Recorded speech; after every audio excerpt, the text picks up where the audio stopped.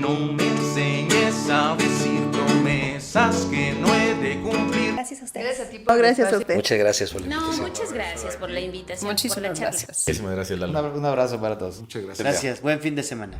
Quisiese si se pudiese, me dejase, le cediese. Muchas gracias a ti. No, pues gracias por la invitación. Muchísimas gracias, Eduardo. por la invitación y pues un saludo para todos. Caminante, son tus huellas el camino y nada más. Caminante, no hay camino, se hace camino al andar. Eduardo, honrado de estar aquí. Gracias a ti, Eduardo. Ay, muchas gracias. Gracias. Muchas gracias. Mi piace bello,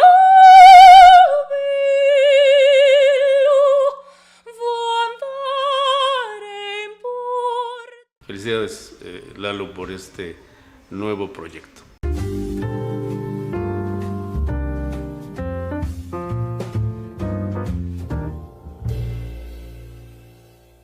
Marcelo Bojiganga, dramaturgo, también actor.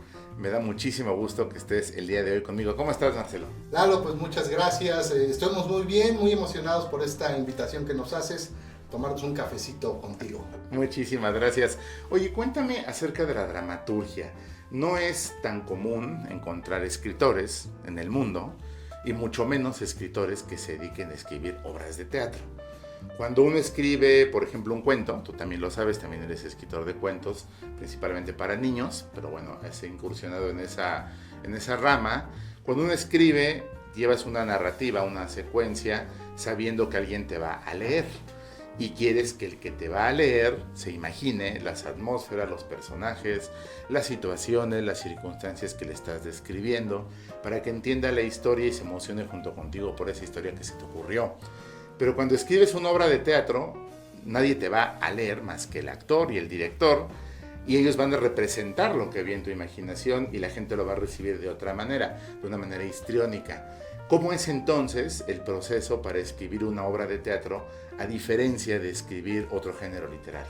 Pues mira, mi estimado Lalo, es muy similar a, como tú dijiste, escribir un cuento, escribir una novela. Por supuesto que tiene un más allá que el solo hecho del cuento y la novela. Cuando tú finalizas un cuento, un poema, una minificción, se queda en el papel y hasta ahí se queda. La esperanza es que te lean. En la dramaturgia, si bien uno de los fines también es que esa dramaturgia llegue a los lectores, incluso aunque no vayan a montar la obra, el fin último es que verdaderamente se llegue a montar un día. Entonces eso te da un compromiso más grande, porque no solamente tú tienes que contar una historia, sino que te tienes que poner a veces en el papel de los personajes, en el papel del director de escena. Incluso cuando uno escribe dramaturgia tiene que pensar como público. Oye, lo que estoy escribiendo, ergo lo que estoy leyendo también, si yo fuera un público, ¿me gustaría verlo en la escena o me está aburriendo lo que estoy escribiendo? Entonces tienes que replantearte otra vez, dejarlo descansar, vuelves a leerlo y dices, no, si yo me siento a ver esto, me voy a aburrir, me voy a levantar de la sala y me voy a ir. Entonces vuelves a escribir, vuelves a tener una lluvia de ideas. Por supuesto que esto ha dado pie para escribir otro tipo de cosas. Hay dramaturgias que han devenido en un cuento, o hay cuentos que se han vuelto a dramaturgia porque tienen ese potencial. El dramaturgo, como bien lo dijiste, pues es un escritor incomprendido, y de la dramaturgia es uno de los géneros, sigo defendiendo eso, que menos se publica en México. Y a veces es también un escritor infame, es decir, carente de fama. Sí, totalmente, ¿no? O sea, cuando tú puedes decir que has escrito 10 libros de dramaturgia o has publicado 70 obras de teatro, y no es lo mismo como que decir tengo 2 poemarios o tengo 3 novelas publicadas. O sea, te ven de una manera diferente. Evidentemente piensan que por escribir teatro haces teatro, y muchas veces es cierto, pero pues conozco personas que dicen, yo que no necesariamente, escribo, no me gusta actuar, pero me encanta escribir, tengo muchas ideas de historias y son verdaderamente fabulosas, Lalo. ¿Has escrito teatro pensando en ciertos actores? No. ¿O escribes y después el director que la pesque y el actor que el director elija? Creo que dijiste algo muy importante al principio, ¿no? Que el dramaturgo hay pocos escritores y pocos dramaturgos. Sí, claro. Pero todavía hay más pocos dramaturgos escritores que no están en las capitales de los estados, entiéndase Puebla o en el Distrito Federal. Un servidor vive en Atlisco, entonces todavía estar en la provincia de la provincia te genera ciertos obstáculos para dar a conocer tu trabajo. Yo nunca he escrito algo para alguien en específico, sin embargo, me ha gustado mucho regalar, incluso compartir de buena fe mis textos, y eso me ha ayudado a diversificar las obras y han llegado a manos de actores y actrices que hoy por hoy pues les ha encantado los textos que les he proporcionado. Cuando tú ves una obra de teatro ya representada, que se basó en una dramaturgia tuya, llega a haber algo así como una decepción o un pensamiento de sobrepasó las expectativas de lo que yo escribí. O sea, hizo algo más de lo que yo escribí, o hizo exactamente lo que yo imaginé cuando estaba escribiendo, o este actor, este director me quedó a deber y lo que yo escribí era otra cosa. Es fabuloso porque es una moneda al aire y es un cúmulo de sentimientos que tú no puedes imaginarte. Evidentemente hay momentos en los que digo, ok, va que va, puede ser grupos incluso de estudiantes que utilizaron mi texto para algún ejercicio académico, lo cual se entiende, y otros muy profesionales que me han sorprendido mucho. Si hubieran hecho las cosas tal cual yo las hubiera querido, es porque yo los hubiera dirigido así. Claro. Así hubiera sido exacto como yo lo quiero, pero como no me meto en esos menesteres, no me gusta, soy muy abierto con los textos. Les dejas el texto y digo que las adaptaciones son libres, muchas veces me han sorprendido. ¿Has hecho adaptaciones? Sí, totalmente, sobre todo con textos de un gran maestro mío, don Tomás Urtuzástegui, que en vida pues nos pasó muchos de sus textos y evidentemente de nuestra propia cosecha, la cosecha de uno como actor, pues le metimos chistes, le metimos diálogos, incluso una anécdota con él, después de una representación, me parece que de la obra La Hoguera, que es una obra cómico-política, donde incluso interactuamos con el público, al final el maestro me dijo, yo no sé cómo no te golpea el público enfrente de todos, porque te metes con ellos, les dices palabrotas, les dices hasta de lo que... Muy arriesgado. Y se ríen, sí. Pero es que les encanta. Y le dije, pues es que es la adaptación que nosotros hicimos de su texto, maestro, y pues fascinado, don Tomás. Claro. Oye, cuando nosotros escribimos teatro, cuando nosotros leemos teatro, a mí me ha gustado mucho como género literario leer, por ejemplo, a Anton Chekhov o a Shakespeare. De repente hay dramaturgias muy acotadas donde prácticamente es un instructivo para el director, ¿no? Para que la gente se entere. En una obra de teatro, cuando tú la lees, vienen los diálogos, pero también vienen acotaciones donde te dicen qué está pasando, cómo está tal vez la luz, cómo está el clima, qué hora del día es, quién está detrás del actor que está hablando, hacia dónde se debe de mover, para darle más o menos un norte al director. Sí. En tus obras, ¿te gusta acotarlas lo suficiente?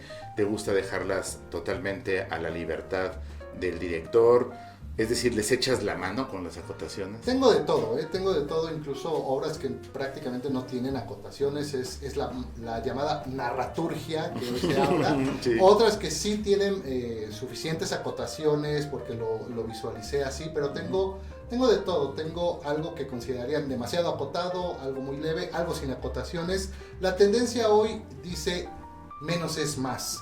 Entonces, con el simple diálogo, el director se puede imaginar y puede poner su propio estilo. Le das la carta abierta a los directores de escena y eso potencializa la obra. Claro que si tú como dramaturgo se lo quieres poner, las acotaciones que desees, lo puedes hacer. La recomendación actual es que seas moderado ya con las acotaciones, que sean muy precisas, muy concisas o muy necesarias. Exacto. Que si no están, te lleve la obra por otro camino. Así es, incluso los propios diálogos te van marcando la pauta de cómo debería reaccionar el personaje, gesticular, hacia dónde debería moverse. La propia obra te lo dice, pero si es otro tipo de obras donde crees que es necesario esa acotación, lo puedes hacer. Por supuesto, siempre será muy conveniente que alguien más revise tus escritos, pues para darte una opinión, y te puedes quedar con lo que tú quieras y desechar lo que evidentemente puede ser paja en tu obra. Claro. Actualmente yo he notado una tendencia en el teatro, sobre todo en el teatro, digamos, alternativo, que utilizan estos foros no tradicionales, no los grandes teatros de la ciudad de Puebla, sino los foros pequeños, he notado que han incorporado tanto en las dramaturgias como en la dirección elementos, por ejemplo, de luz, de sonido o audiovisuales, proyecciones en pantallas, efectos que antes no se podían hacer porque no se contaba con la tecnología para hacerlo, luces láser, por ejemplo, proyecciones en el techo, proyecciones en el piso. Yo recuerdo cuando alguna vez estudiaba un poco de teatro, que nos hablaban del teatro griego, donde la herramienta a utilizar eran las máscaras, ¿no? Esta que está sonriendo, que está enojada, que está triste, para ir haciendo esos cambios de emoción, de estado de ánimo. Actualmente se utilizan muchos recursos tecnológicos en el teatro. ¿Tú estás a favor? ¿Los utilizas en tu dramaturgia?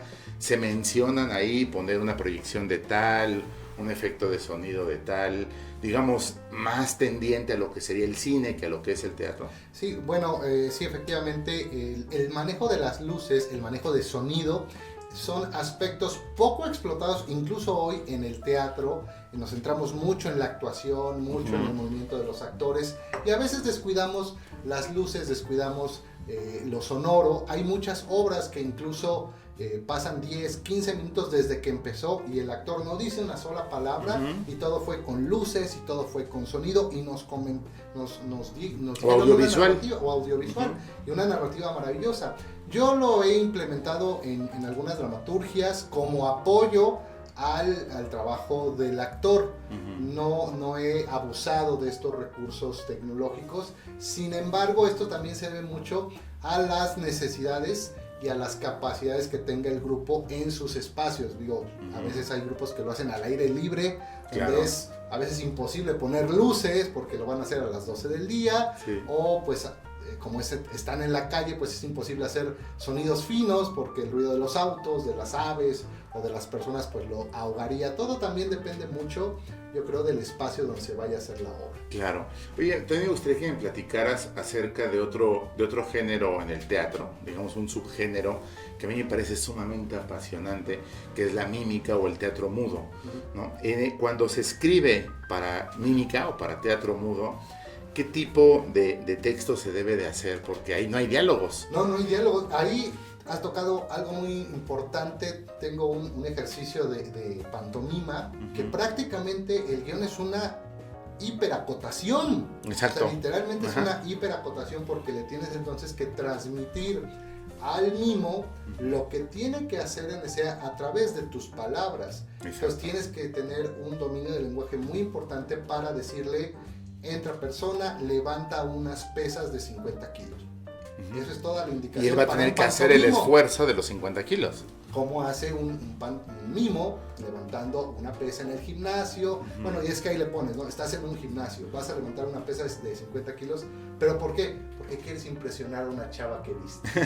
Entonces, juega con y eso. Es diferente porque quiere impresionar a una chava a que porque quiere hacer ejercicio, por ejemplo. Por supuesto. O porque le toque hacerlo, o porque sea su reto. Es una mínima orden, es una mínima indicación, pero que en el mimo puede desarrollar toda una rutina cómica para llenar el espacio. A veces solo fueron 2 renglones y él hizo 10 o 12 minutos de espectáculo. Es correcto.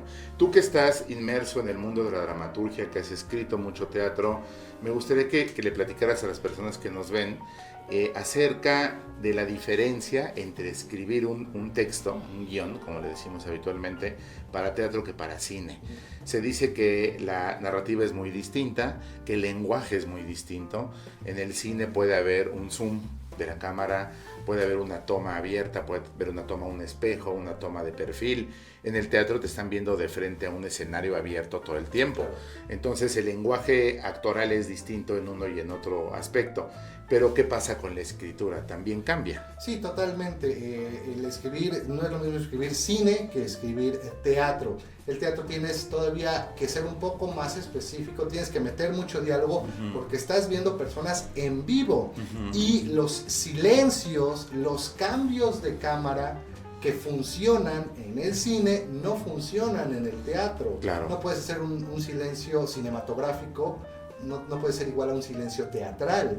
No puede haber una transición de escena cinematográfica, una transición de escena teatral. Entonces, son diferentes sutilezas. Hay que saber el lenguaje cinematográfico de cómo se usa el zoom, el dolly, elementos de las cámaras, obturadores, el ISO, el balance en blancos. Entonces, todo puede hacer que 2 hojas de guión cinematográfico duren 2 minutos y 2 hojas de guión teatral pueden durarte 20. Sí, ¿no? exacto. O toda la obra. O toda la obra. Entonces, son artes totalmente diferentes, y mis respetos para quien se ha especializado en el guión cinematográfico y televisivo, ¿no? Sí, también es otro, también el radiofónico, ¿no? Yo recuerdo cuando era niño las radionovelas, ¿no? Donde había un guión también, y también te narraba y te describía en esos guiones qué efecto de sonido tenía que haber para que estuviera lloviendo, para que cayera una tormenta. Y aparte, el guión de radio, tuvimos un maestro de nombre Polo que nos decía, tienes que ser muy específico en el tiempo, ¿no? Intro, 15 segundos, cortinilla, 30 segundos. ¿Por qué? Porque el radio es específico, es exacto, y te van a cortar cuando cumplas 28 con 30 segundos. Y más si estamos en época electoral, Así peor, es. ¿no? Porque tienen que entrar los comerciales del INE, si no... Hay una escaleta. Si no te multan. Escaleta, sí, exacto, ¿no? Es correcto. Maravillosa. Que nadie sigue, pero ahí está. Sí, porque al final se va rehaciendo sobre la marcha. ¿Qué tanto estás de acuerdo, tú que escribes teatro, que el actor de pronto improvise?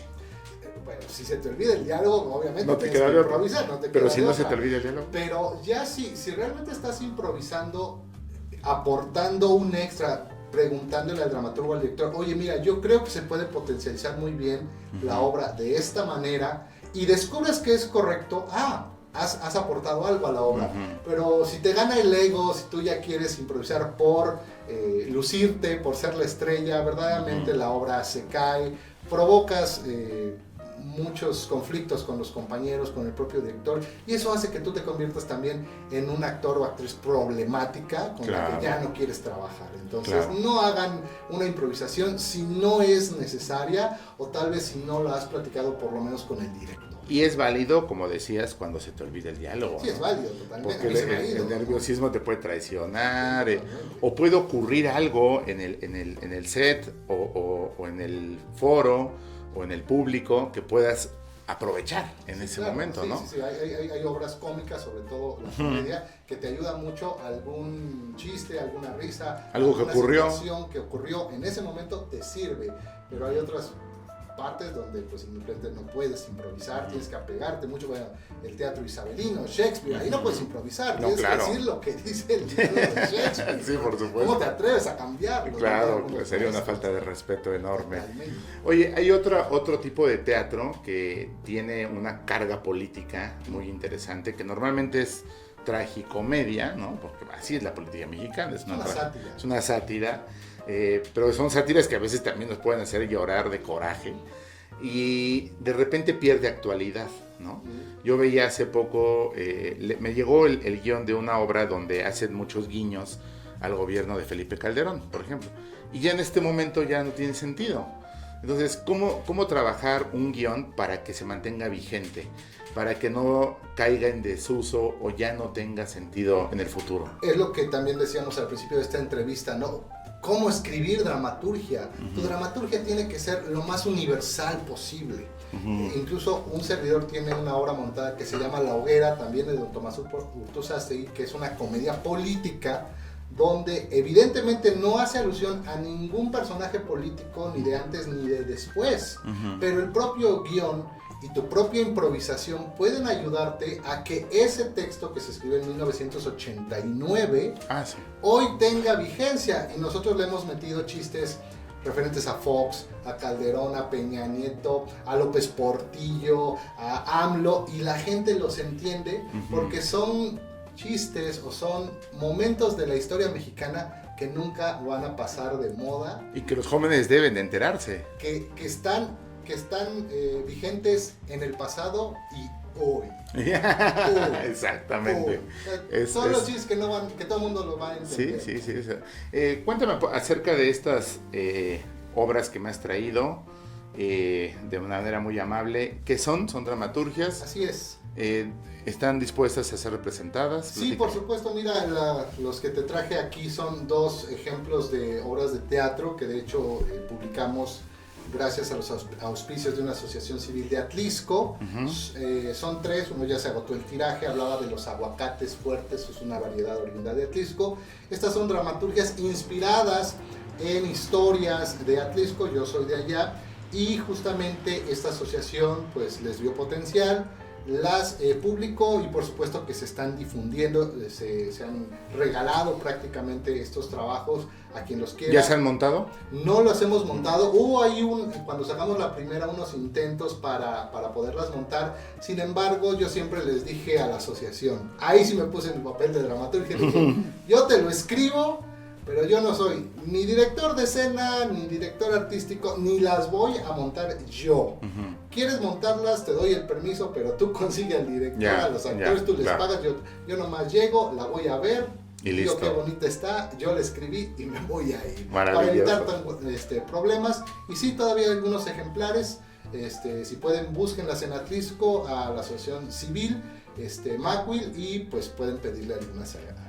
Pues Marcelo Bojiganga, yo te agradezco muchísimo por estos minutos, te agradezco por estos obsequios y cuéntanos de manera muy breve dónde podemos ver tu obra más reciente que escribiste y que se ha estado presentando, Llévame en un beso. Creo que sí, Llévame en un beso tiene la gira nacional en este 2024, estamos muy cercanos a ir a Hidalgo y por supuesto habrá algunas fechas también para el centro vacacional Atlisco Metepec del IMSS, allá en Atlisco, y por supuesto estaremos todavía presentándonos en Morelos, en Veracruz, y por ahí hay guiños, coqueteos con Tlaxcala y con Oaxaca. Por supuesto nuestras redes sociales, Bojiganga Teatro y Marcelo Bojiganga, estamos en Facebook, ahí con tiempo siempre estamos publicando dónde vamos a estar, cuándo y toda la información pertinente. Muchísimas gracias, Marcelo. Gracias a ti, Lalo.